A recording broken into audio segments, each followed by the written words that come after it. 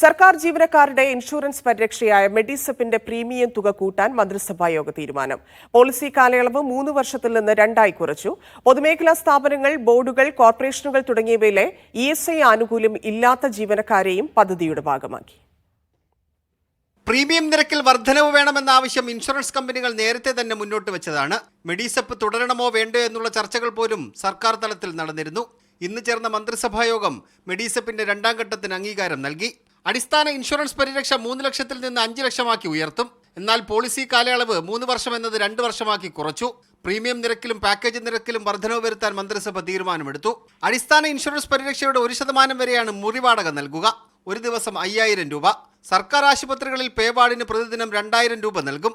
പദ്ധതിയിൽ 10 ഗുരുതര അവയവമാറ്റ രോഗചികിത്സാ പാക്കേജുകൾ ഉണ്ടാകും. കരാറിൽ നിന്ന് വ്യതിചലിക്കുന്ന ആശുപത്രികൾക്കെതിരെ കർശന നടപടി സ്വീകരിക്കുന്ന തരത്തിലുള്ള സ്റ്റാൻഡേർഡ് ഓപ്പറേറ്റിംഗ് പ്രൊസീജിയർ ഇൻഷുറൻസ് കമ്പനികൾ തയ്യാറാക്കണമെന്നാണ് മന്ത്രിസഭ നൽകിയിരിക്കുന്ന നിർദ്ദേശം. മീഡിയ 1 തിരുവനന്തപുരം.